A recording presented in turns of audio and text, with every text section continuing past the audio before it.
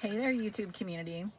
I have a big topic that I'm definitely not going to be able to like cover it, but I want to just approach it. I've been threatening, kind of come up against this in a couple of other videos where I express dissatisfaction with feminism and the general sort of like feminist perspective, which for my generation was just the absolute deal. Like, if you're not feministing, what are you even doing? You know, like, I was in college in the 90s. I was born in 76. I'm 49 now. Like, feminism was just the deal. It's like you're supposed to go on and be increasing shades, 50 shades of fucking radical after that. But, you know, feminism is just like, duh, it's obvious. Like, women are people, you know? And so for some viewers, maybe it seemed unusual that I express like dissatisfaction with feminism, and some viewers, maybe they're like, yeah, I get that. And I keep saying, like, I'm gonna treat that topic someday. Today's not the day.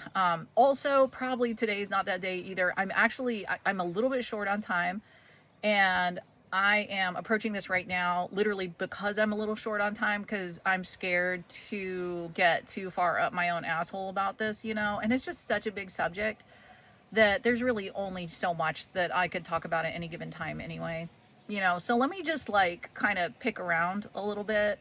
But the basic theme here, or premise, is like, I am dissatisfied with feminism, and I'm dissatisfied with the fact that everyone everywhere has like expected me to just automatically like opt into it, like hit subscribe, you know, on feminism.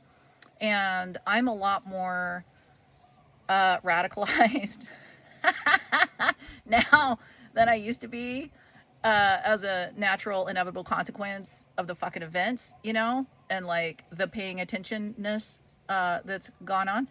But even back in the day, you know, back in the day, I still felt this resistance, and I still volunteered that I was like, no, you can't just assume that I'm a feminist. Like, you know, it's a perspective, it's an ideology.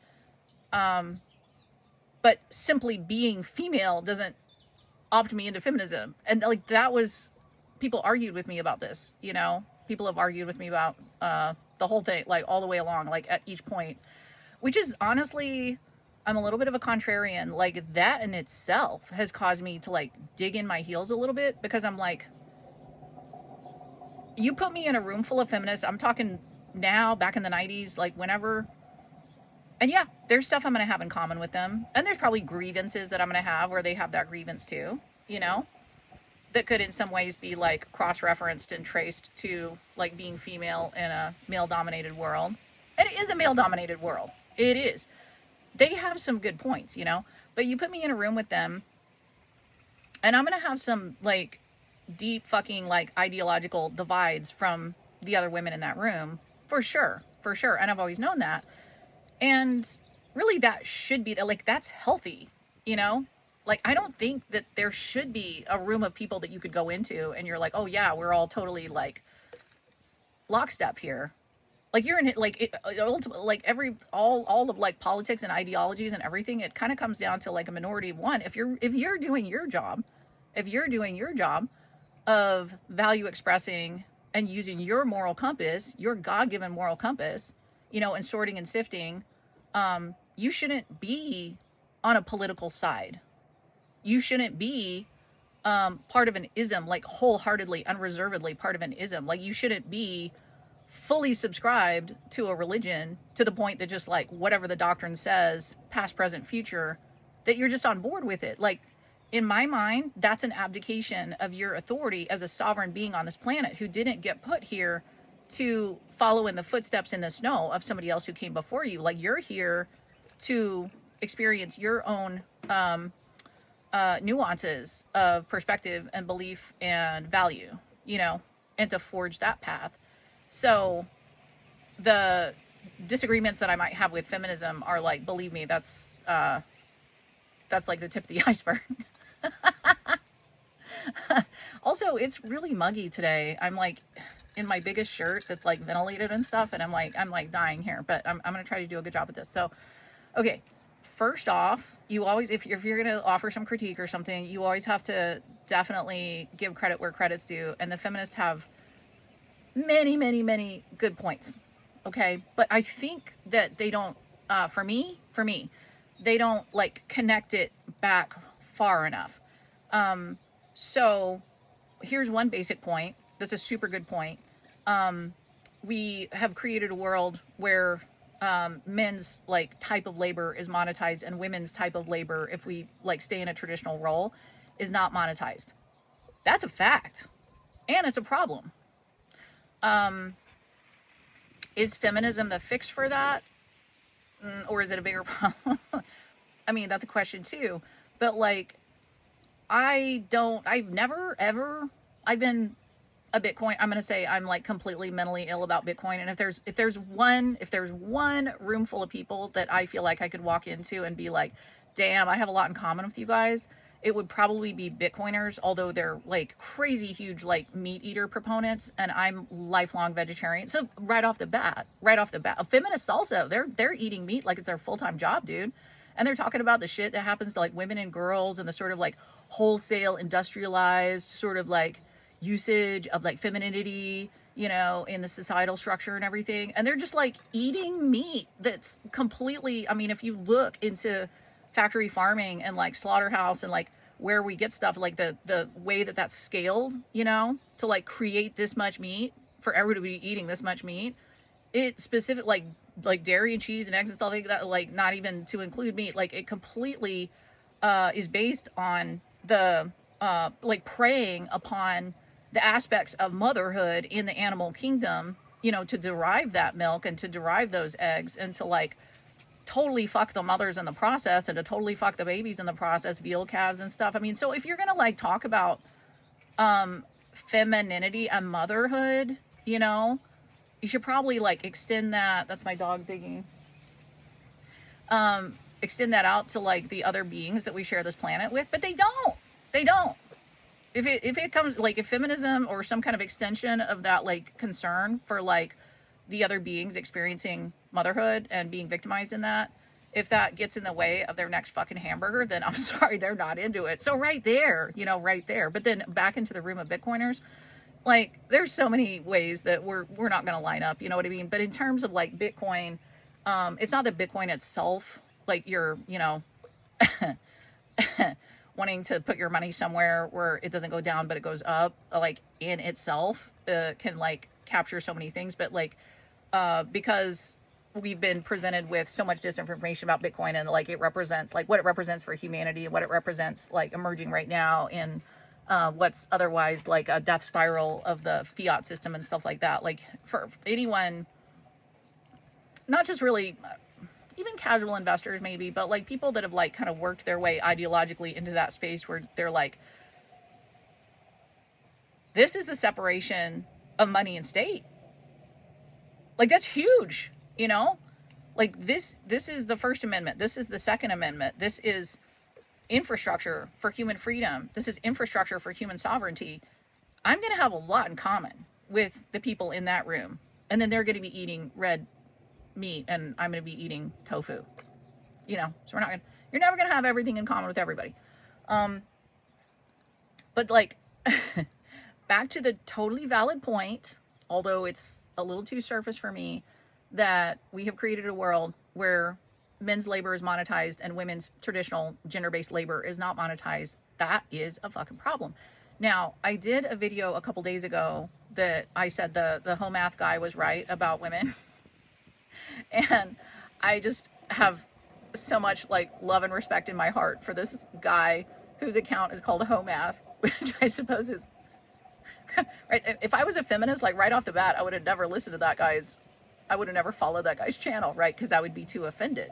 Because I would just go around the world being like offended about things, which is what they do, you know? Home Math, he's right. So, you know, in that video, if you watched it and if you didn't, like I basically like captured one of my favorite parts of what he was saying, kind of decoding this like nice guys versus assholes thing and like adding on the layer that we've dropped out, which is like we like nice guys, but we need force projectors because human females have been honestly the premier prey animal for the majority of our history on this planet for all the reasons, you know? And then I kind of bounced off of it from there and like went in a direction that he didn't really go in his video, but in that video, basically I was saying that like we have some really distinct differences from the other mammals that we share this planet with in terms of our like male female relationships, which in the mammal kingdom, other than us, come together for mating purposes. Male pieces out. The female doesn't need him because she can do all the stuff. She isn't super duper handicapped, like physiologically, the way that human females are. And I'm sorry, we're smaller, weaker, less coordinated, because we've been optimized to be able to like do this other really difficult thing involving big brain babies and that are helpless for a really long time. So we're optimized for that. And so we need our males to like actually stay there and partner with us. And so it requires this like long-term partnership between human, mammal, males and females that you just don't see in the animal kingdom because they don't need it. They can get around that, So I talked about that. And then I talked about how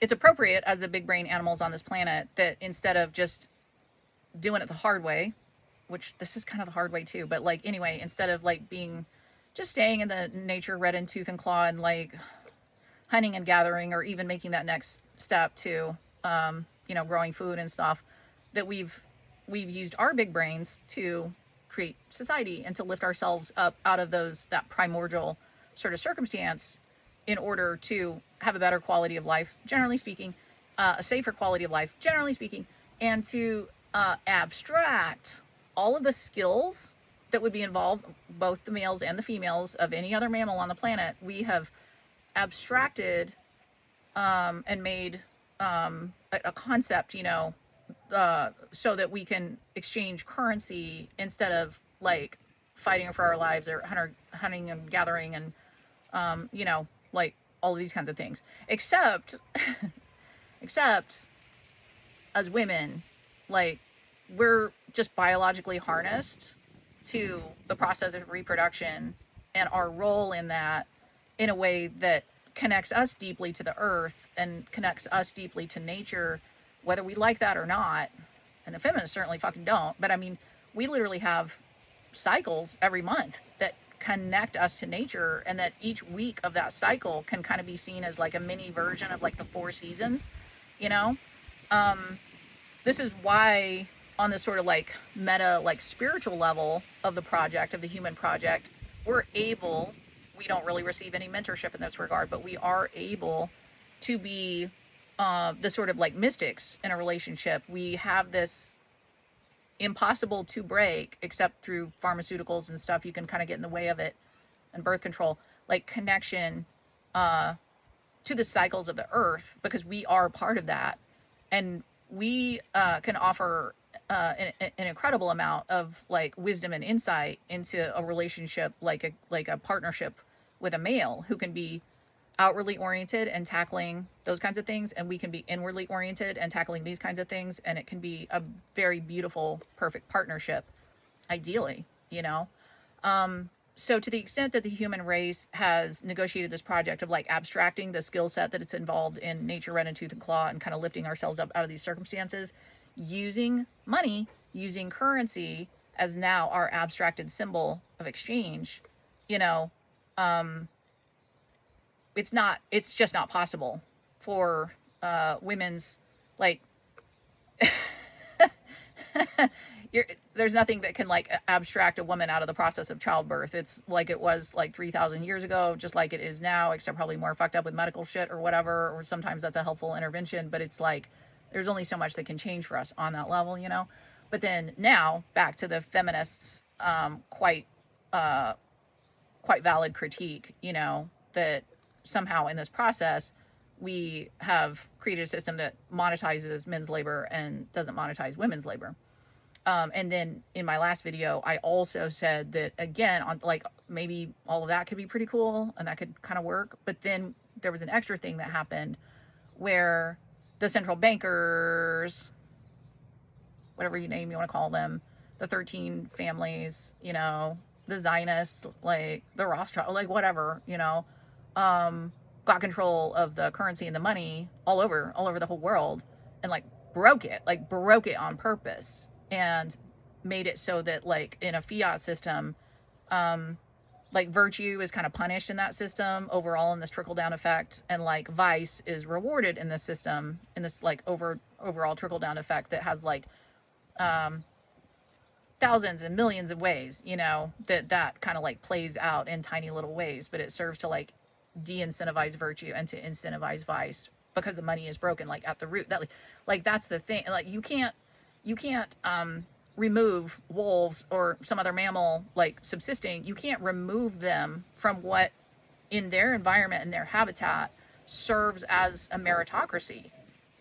Like whatever it takes to be a badass and survive long enough to reproduce in that environment is the thing that will be rewarded by survival and reproduction. You can't break that, you know, except through domestication. But if you abstract that onto the level of money and currency and then break the money, then now what should be an abstraction of a meritocracy is no longer, I mean, everything is still a meritocracy based on what? Like based on whatever's incentivized. And now some crazy shit is incentivized there, you know? So in the scheme of things, yeah, we've got what would most naturally for women be our type of labor. I mean, you wouldn't have feminism in the animal kingdom. You wouldn't, because like there would just be no debate that the things that they're doing are important. It would be like, fucking hello, you know, like all the males are competing for her. Was she gonna be a feminist? Like about what, you know? Like, so feminism is a specifically human phenomenon, and it is specifically, in my mind, the way that I put all this together, it's a broken money phenomenon, right? So, is feminism the fix? I mean, I think Bitcoin is the fix, so there you go. Video's done. If you're a man, buy Bitcoin. If you're a woman, buy Bitcoin. Just fucking buy Bitcoin. You know, Bitcoin is a speculative attack on the currency that incentivizes vice and de-incentivizes virtue. And Bitcoin incentivizes virtue and de-incentivizes vice. And it's the most powerful tool that humans have ever had, like, for human sovereignty. So maybe just do that, you know? It doesn't have to be more complicated than that. But I'm a Bitcoin maxi. I said in my last video that, you know, I've taken on this extremely dramatic vow of silence now because everybody's so fucking tired of hearing me talk about Bitcoin. Like, I mean, everybody in like my personal life, that I've had to realize that I'm the problem, and I need to just direct my efforts, like, you know, to my creative platforms. Everyone's breathing a huge sigh of relief, right? So, average person doesn't want to hear that. That's fine. That's fine. So, you know, but it is nice to, thank God I have a platform that I can like say these things to. So is feminism the solution to the fact that we monetize men's efforts and demonetize women's efforts? No. Okay. So here's like a number one thing for me, in a discussion. And I've met like really rabid male feminists too, largely from Canada. I gotta say, they grow them strong in Canada, coworkers and stuff. So like, if women, you know, we have started like EEO, you know, like equal opportunity employment. Did I say that right? Equal employment opportunity. Yeah. Where what we don't really like to talk about is the fact that like the major galvanizing force for the women to like get into work was actually funded. I mean, there was definitely like a groundswell. Like there was a movement. Like there's been problems. I mean, I'm never going to sit here and say that there haven't been like man-woman problems going on, and like men's control over women and men's control over women's opportunities, like not taking their interests and not advocating for their interests, but just simply controlling them. Like I will never say that hasn't been happening wholesale throughout human history. Of course it has. Of course. But so, you know, we kind of have this like fairy tale idea about, really during the world wars, which we wouldn't even have world wars if not for broken money and the cartel, the like organized crime syndicate that controls the money. We wouldn't even fucking have world wars, okay? But during the world wars, all the men went off to fight, and so the women like muscled up and like joined the workforce, and then found out that they can do things and have it all and everything. So now that's the thing. Like this is like a fairy tale. Okay, so it was the feminist movement was bankrolled and funded and like marketed by the Rockefeller Foundation specifically as a way to double the tax base, because while all this is going on and we feel like we're being empowered, everybody thinks like all this other stuff is like what it's about, politics, you know, like guerrilla theater. What's actually happening is we're a tax farm. We're like cattle. We're like domesticated cattle on a tax farm. And to the extent that it was the males that were the domesticated cattle on the tax farm, that was great. But if you can get the women in there, then what are the women going to do with their children? Because the women were raising their children. But now, if we can get the males and the females as domesticated cattle on the tax farm and then sucking their fucking blood, then we can get the kids into schools and indoctrinate them however we want, you know, and make them completely like compliant and give them fluoride in their water and everything, make them compliant. So like every generation is more domesticated than the next generation, you know. That was the specific purpose of what the Rockefeller Foundation, the money that they put out to create this outcome. And it worked. It worked. It worked beautifully. It worked brilliantly. To the point, it works so well that now if you tell a woman that like there's something like maybe problematic about feminism, she's gonna like rip your fucking head off. You know what I mean? So, congratulations, Rockefeller Foundation, you did it. But here's, and I can't possibly get into like all of my thoughts about this on my somewhat limited time schedule, but like just here's a major critique that I have. So women are going to join the workforce, okay? Are women going to like be evenly distributed throughout all the sorts of like things that happen in the workforce? Turns out not, you know? Turns out women gravitate towards like caretaking roles, shit that women like to do anyway, like farm out their kids and then go do that for somebody else for a paycheck instead of doing that for her own family, you know?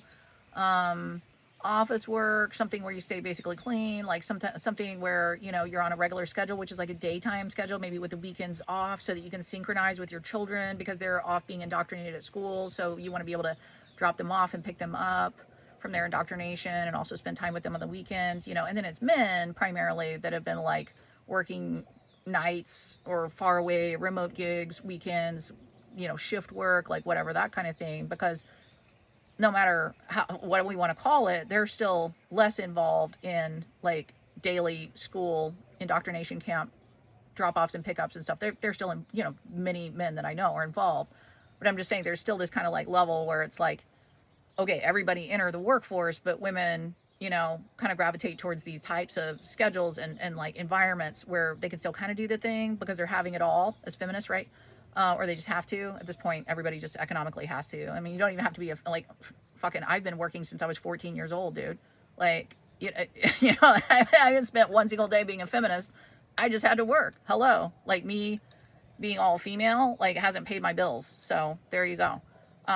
Everybody has to do it now. That's just the thing, you know, broken money.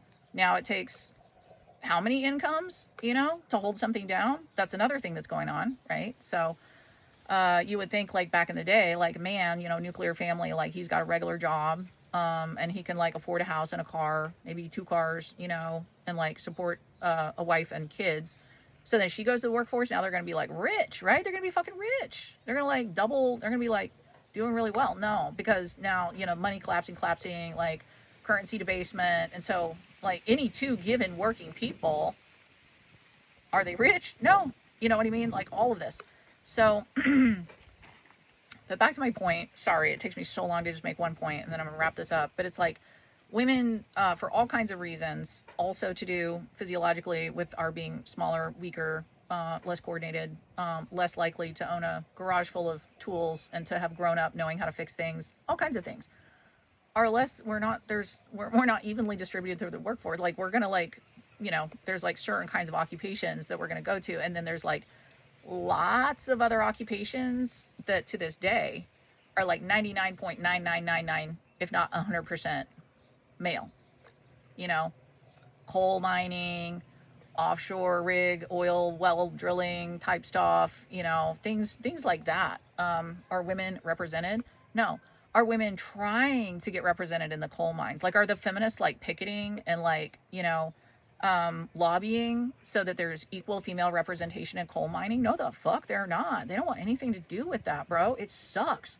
Everybody knows that it sucks, you know? So, but like when you have EEO and like women are supposed to be like commensurately like represented in white collar jobs, you know, and then we have articles in the news that are like bemoaning how so many men, you know, so many like Fortune 500 CEOs, it's like super male dominated, and we need to like bump up those rookie numbers for the women and stuff like that, which Jordan Peterson makes a great point that like hardly any men and hardly any women can or should be aspiring to be a Fortune 500 CEO, because it takes a level of like mental illness and like tunnel vision and like sacrifice of like so much of the rest of your life to be like that person, you know? And like hardly any men are up for that. And like hardly any women are either. They got other shit to do if they want to have a family, like let alone, you know, anything else. So like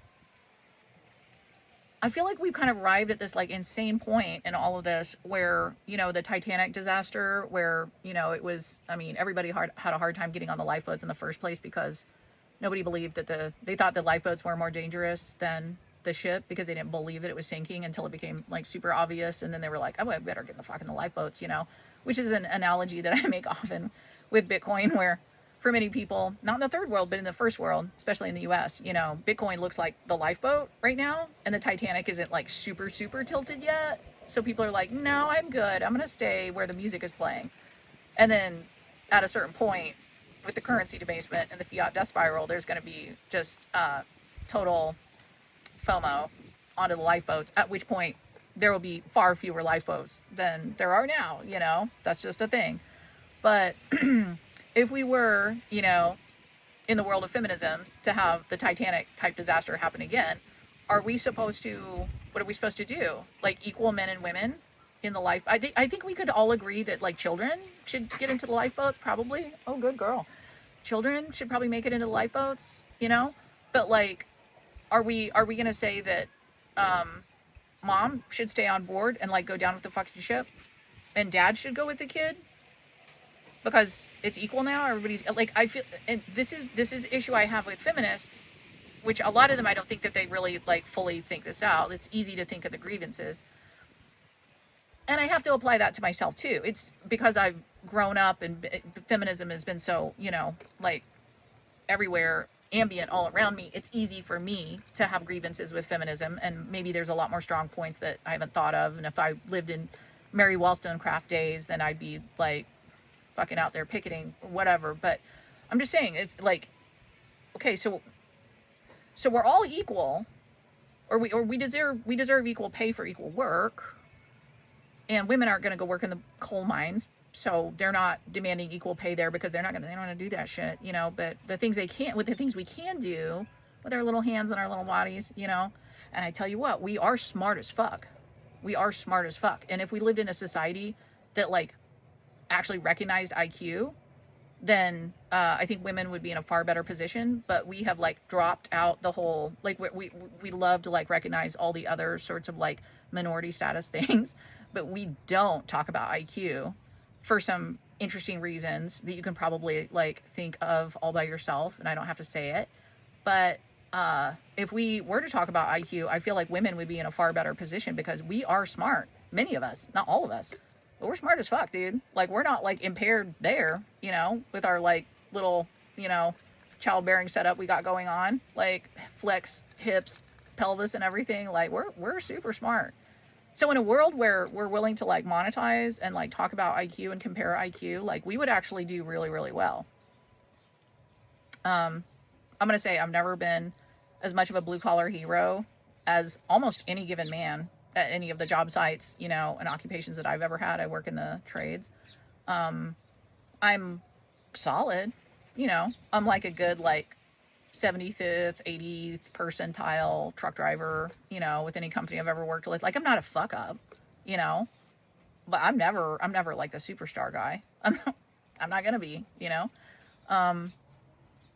But like, yeah, in a world where we rewarded IQ, I mean, I'm going to say almost always been one of the smartest people at the job site. Not necessarily smart as per the thing that it is we're trying to do, like helicopters or something, but I'm just saying me helping people with their paperwork because they can't fucking figure it out has been a consistent theme of my employment. It's not my job, but like there's paperwork and like you can't do it and I can, you know, so let me help you. Like, right?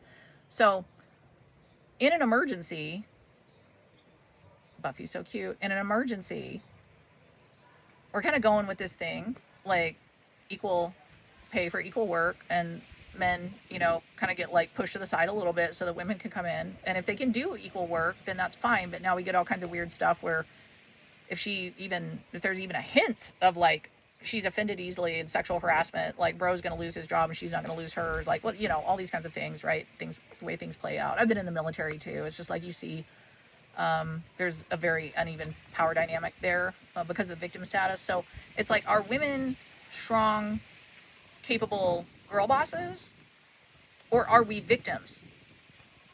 It depends on the situation, and it depends on if the Titanic is sinking or not. Like, do we deserve first dibs on the fucking lifeboats because we're women and there aren't enough spaces for everybody, and we're going to be probably the better person to like go with our kids into the lifeboats?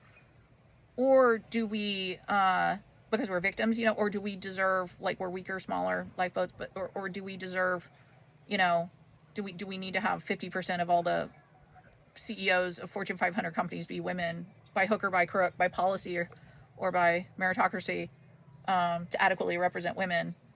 And there's still going to be no women in coal mining at the end of all this. Like no matter how you fucking slice it, they're still not in coal mining.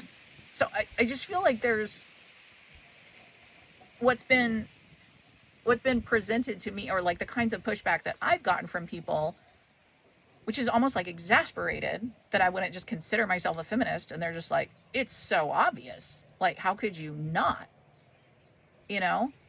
And I'm like, probably because I think too much, bro. And I thought about some shit that you haven't thought about. You know? How do I want to wrap this up? Because that's all the time that I have.